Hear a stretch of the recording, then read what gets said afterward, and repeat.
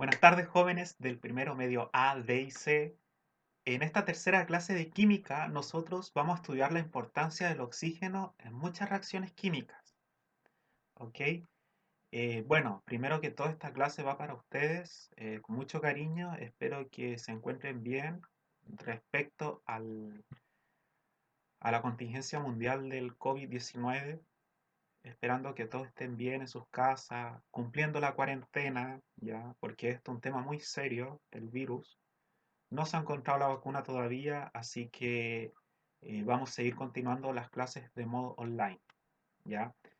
Utilizando el YouTube, que en este caso es la plataforma que yo uso para subir mis clases y así poder trabajar con ustedes, ¿ya? De forma virtual. Entonces, vamos a comenzar con la clase de química. A modo de introducción, ¿por qué el oxígeno es importante en el universo, en el planeta, sobre todo en nuestro planeta Tierra? Porque hace millones de años atrás, o 4.500 millones de años atrás, el oxígeno, como les decía a modo de introducción de la clase, el oxígeno cumple una función vital dentro de nuestro universo, ya sobre todo en el planeta Tierra y muchos exoplanetas que en el fondo no se ha descubierto la vida, pero el oxígeno es un elemento fundamental. Sin embargo, en nuestro planeta Tierra, el oxígeno cumple diversas funciones, tanto biológicas, químicas e inclusive físicas, ¿ya? Desde un punto de vista biológico, el oxígeno es fundamental para dos tipos de seres vivos que lo utilizan con mayor frecuencia, entre ellos los seres vivos del reino vegetal, que son las plantas, y los seres vivos del reino animal, que son, en este caso, todos los tipos de animales, mamíferos, reptiles, anfibios, entre otros tipos de seres vivos. ¿Ok? Sin embargo, o por otra parte, el oxígeno también juega un papel muy importante en muchas reacciones químicas, ¿ya?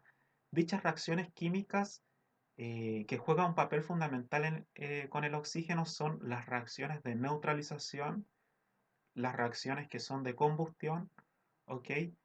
Este tipo de reacciones químicas juegan un papel fundamental en ellos, ¿ya? Y también en los cambios de la materia. Por lo tanto, vamos a comenzar con las reacciones de combustión. Las reacciones de combustión son aquellas reacciones químicas en que el material en que se genera este tipo de reacción suelen ser materias primas, por ejemplo la madera, e incluso los volcanes, por ejemplo, también juegan un papel muy importante en las reacciones de combustión. ¿Por qué? Porque se consume energía produciéndola en forma de calor.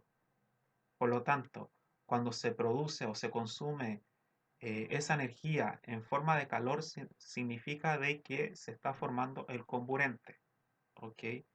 Por lo tanto, en las reacciones que son de combustión, yo necesito la materia prima, que tiene que ser en este caso la madera, el papel, ¿cierto? El cartón, inclusive reacciones geológicas como por ejemplo la actividad volcánica, necesito tener esos elementos para que puedan producirse esta reacción química. ¿Ok? Por lo tanto, las reacciones que son de combustión son reacciones químicas de cambio químico donde la materia se transforma y la materia al transformarse y producirse este cambio netamente químico es de tipo irreversible. Por lo tanto, hay un cambio. Sin embargo, existen dos tipos de reacciones que son de combustión. La combustión compleja y la combustión incompleta. ¿Ya?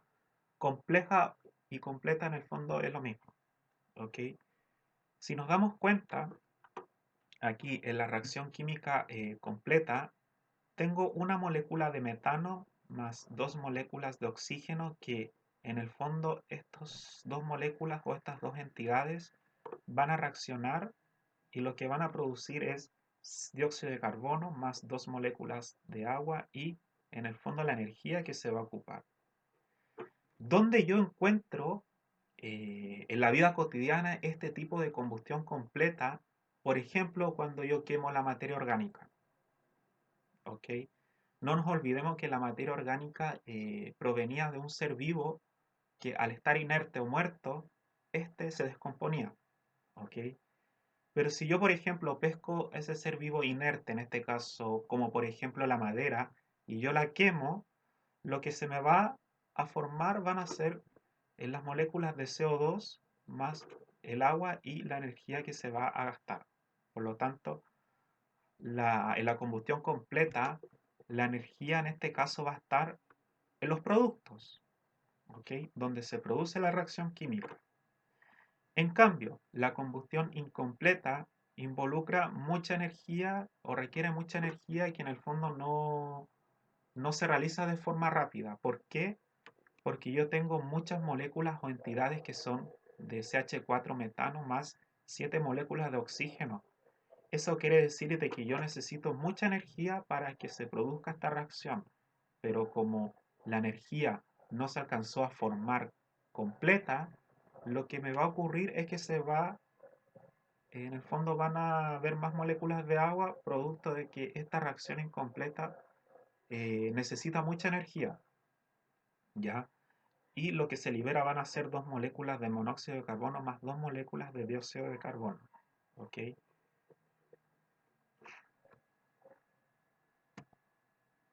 Vamos con las reacciones que son de óxido-reducción, ¿ya? Las reacciones de óxido-reducción son reacciones químicas en que juegan un papel muy importante los metales y la materia orgánica. ¿Por qué? Porque el oxígeno cuando ataca a la materia orgánica, a los metales, va oxidando lentamente, ¿ok? A estos elementos, por lo que eh, por lo que al oxidarse no va a requerir de una temperatura tan alta, ¿ok?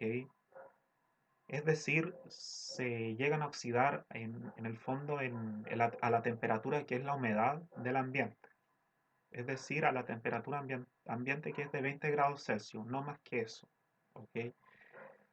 Por lo tanto, los metales y la materia orgánica se oxidan muy rápidamente en el medio, ¿ya? Por lo tanto, en este tipo de reacciones de óxido-reducción, el oxígeno es el que juega un papel fundamental, pero en los metales y la materia orgánica. Y lo más importante es que el oxígeno permite la combustión y también la forma o formar los óxidos. Ya. Vamos con las reacciones químicas biológicas donde también el oxígeno juega un papel muy importante en dichas reacciones. ¿Ya? Tenemos la fotosíntesis y la respiración celular. ¿Ok? Vamos con la fotosíntesis. ¿Ya? La ecuación química primero de la fotosíntesis es 6 moléculas de dióxido de carbono en forma gaseosa en el aire, ¿ya? 6 moléculas de agua y la energía. ¿De dónde proviene la energía? Obviamente del sol, de la energía natural, ¿ya? Por lo tanto, lo que se me va a formar o producir van a ser una molécula sintetizada de glucosa que en el fondo químicamente tiene 6 átomos de carbono, 12 átomos de hidrógeno y 6 átomos de oxígeno. Y se me va a producir también 6 moléculas de oxígeno gaseoso, ¿ok?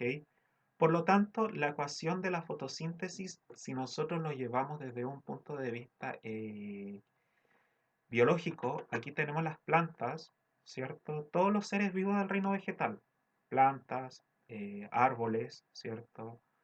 Las flores, entre otros tipos de flora, lo que van a hacer las plantas o las especies del reino vegetal es captar la energía lumínica del sol, ¿ya? Que en el fondo esa es la fuente de energía o el motor principal para que se produzca esta reacción química, ¿ya? Va a captar las 6 moléculas de agua. ¿De dónde proviene del agua? En este caso, de las regaderas. Ya cuando uno va a regar, ¿cierto? En la casa, en el jardín, las plantitas, ahí es donde se obtiene el agua. Y el CO2 como gas, o las 6 moléculas de CO2 como gas, obviamente, en el ambiente, ¿ya? Siendo redundante, por lo tanto, el ambiente no solo tiene oxígeno, nitrógeno, metano, monóxido de carbono, también tiene dióxido de carbono, ¿ok? Y ustedes se preguntarán, ¿de dónde se libera el dióxido de carbono? Se libera de la siguiente reacción química que nosotros vamos a ver, que es de la respiración celular, ¿ya? Por lo tanto, esos tres entidades o compuestos, las plantas de origen vegetal o las especies de origen vegetal van a necesitar para realizar la fotosíntesis. Por lo tanto, aquí químicamente tenemos en cada entidad, en los reactantes, tenemos oxígeno en el CO2, oxígeno en el agua y en los productos tenemos oxígeno en la glucosa y oxígeno obviamente en el aire. Eso es en cuanto a la reacción de la fotosíntesis. Vamos con la respiración celular. La respiración celular también es un tipo de reacción química biológica que, a diferencia de la fotosíntesis, la realizan los seres vivos de origen animal, es decir, mamíferos, reptiles, anfibios, aves, etcétera. ¿Ok? Es decir, aquellos seres vivos heterótrofos que dependen del oxígeno. ¿Ok? Por lo tanto, ¿quiénes son los seres vivos que fabrican el oxígeno? Las plantas. ¿Y quiénes son los seres vivos que fabrican en este caso el CO2? Los animales. ¿Ya? Por lo tanto, químicamente la ecuación de la respiración celular nos dice de que tenemos una molécula de glucosa, 6 moléculas de oxígeno que en función, al reaccionar, van a formar 6 moléculas de CO2 más 6 moléculas de agua y la energía que se va a producir. En este caso, a liberar, mejor dicho. ¿Ok? Ustedes se preguntarán, en los reactantes, vamos a los reactantes, ¿de dónde proviene la energía? En el fondo de la glucosa o los carbohidratos, las proteínas, las carnes, el pollo, el pescado, eh, los lípidos, que son las grasas que también tienen carbono, ¿ya? Y los azúcares, ¿ok? Por lo tanto, el cuerpo humano o los organismos de origen animal, al necesitar en este caso las moléculas de glucosa o de azúcar en función del oxígeno del ambiente, es que se va a sintetizar o formar la energía, ¿ok? Fíjense aquí en esta imagen que tenemos acá, ¿ya? Esta estructura u organelo en el fondo es la célula, ¿ya? Cuando nosotros, por ejemplo, consumimos glucosa o carbohidratos en general, proteínas o lo que sea, lo que va a ocurrir es que se va a oxidar y al oxidarse va a formar el piruvato, ¿ya? El piruvato eh, va a entrar dentro de las células, ¿ya? Y dentro de las células nosotros tenemos el ciclo de Krebs. En el ciclo de Krebs ocurren diversas reacciones químicas metabólicas, ¿ya? Entre esas reacciones químicas metabólicas tenemos la cadena transportadora de electrones donde se va formando el ATP o la energía, ¿ya? Sin embargo, el oxígeno juega un papel fundamental en la cadena transportadora de electrones. ¿Por qué? Porque se va oxidando y se va reduciendo. ¿Ok? Por lo tanto, al oxidarse y al reducirse, con muchas reacciones químicas que ocurren dentro de la célula, van a liberar el ATP. ¿Ok? Por lo tanto, la mitocondria, eh, para que todo esto funcione, la mitocondria tiene que en el fondo requerir de la energía o de la glucosa para realizar este proceso. Por lo tanto, si los seres vivos que no se alimentan o no comen, eh, su metabolismo se va a enlentecer tanto que van a tener que necesitar o depender de dicho alimento para poder realizar la metabolización. ¿Ok? Porque sin energía o sin, en este caso, alimentos, nuestro cuerpo no funcionaría bien y podríamos morirnos. ¿Ok? Por lo tanto, para que las mitocondrias funcionen, todo el proceso dentro de la célula, nosotros tenemos que alimentarlos. ¿Ya? Por otro lado, las reacciones de óxido reducción también ocurren con el NAD+ y NADH. ¿Ok? Pero eso lo vamos a ver más adelante en biología, en la unidad de respiración celular y fotosíntesis.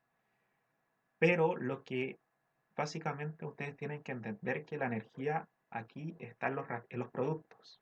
Perdón, en los productos. Por lo tanto, cuando la energía está en los productos significa de que se está liberando. Y si la energía está en los reactantes como en la fotosíntesis, es que se está produciendo. ¿Ya? Vamos con las reacciones de neutralización. Las reacciones de neutralización son reacciones químicas que juegan un papel fundamental en los ácidos y las bases. ¿Ya? ¿Qué es un ácido?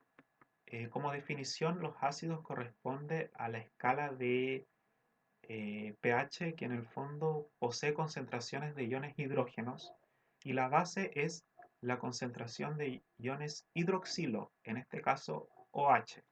¿Ok?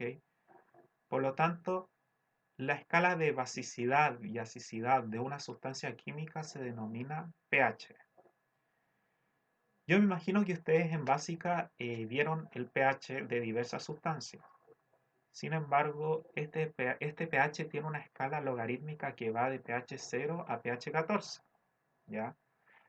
Los pH que son de 0 a 6,9 son pH cuyas sustancias son ácidas, y las sustancias que poseen pH 7 son sustancias neutras, es decir, cuando se junta un ácido con una base.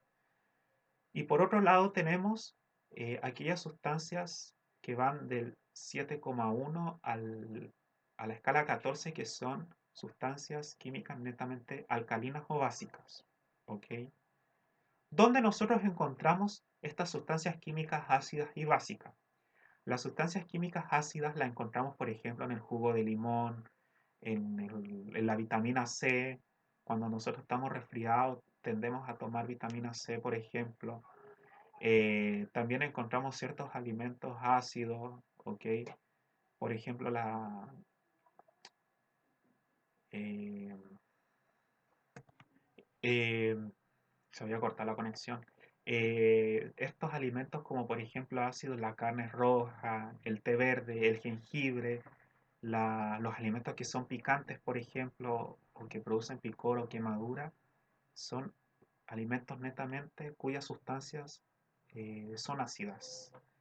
Y las sustancias que son básicas, tenemos el bicarbonato de sodio, que es para blanquear, para desinfectar, por ejemplo, los muebles o la casa o el hogar. Tenemos sales de aluminio, ¿ok? Los desodorantes en barra poseen sales también de aluminio que en el fondo eh, neutralizan el pH de la piel para que no se produzcan bacterias o el mal olor, ¿ok? Eh, En los jabones, en los champús también encontramos las sustancias básicas, etcétera. ¿Ok? Por lo tanto, químicamente la reacción de neutralización es juntar un ácido más una base. Ambos tienen que estar en estado acuoso. ¿Ok? Cuando están en estado acuoso significa de que van a estar en un estado netamente líquido. ¿Ok? Y lo que se me va a formar o producir es agua en estado líquido más cloruro de sodio en estado acuoso. El cloruro de sodio, que es NaCl, es la sal de mesa, pero como está en estado acuoso, las partículas van a estar concentradas en la solución.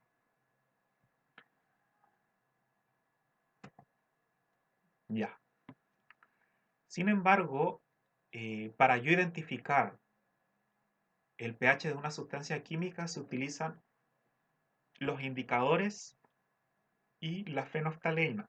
¿Cuál es la diferencia de los indicadores o la fenolftaleína? Es que los indicadores Simplemente se utilizan para identificar una sustancia si es ácida o básica a partir de un indicador pH que en este caso es eh, realizado a través del papel tornasol. Por lo tanto, los indicadores que son de papel tornasol, si yo tengo aquí una sustancia y no sé si es ácida o básica, simplemente pesco el papel tornasol y lo sumerjo en la solución. Y al sumergirlo en la solución me va a indicar un color característico, ¿ya? Dicho color característico, si va desde rojo a violeta, son sustancias netamente que son ácidas. Y si va de violeta a azul, son sustancias netamente básicas. En cambio, las fenolftaleínas son indicadores que se utiliza para identificar reacciones que son ácidas o básicas a partir de una sustancia colorante. Por lo tanto, esta sustancia colorante, mm, más que para identificar si la sustancia es ácida o básica, también yo puedo cuantificar matemáticamente, ¿ok? Sabiendo el volumen final y el volumen inicial de que se produce el cambio químico y que se forme el ácido o la base en este caso, ¿ok? Aquí, por ejemplo, yo tengo la reacción con la fenolftaleína, que en el fondo si yo agrego esas gotitas a la solución, unos 2 o 3 ml, yo con esos valores yo voy a poder calcular matemáticamente cuán básica o ácida es la reacción química. En cambio, en los papeles indicador con papel tornasol, simplemente yo identifico, no hago el cálculo matemático, identifico si la solución es ácida o básica, básicamente. Eso es en cuanto a la clase. Ahora vamos a la actividad. Ustedes en la actividad van a tener que realizar estas dos preguntas en el cuaderno, ¿ok? No son con nota. Tienen que realizar esta tareita chica en su cuaderno. Nos dice, le explico la actividad.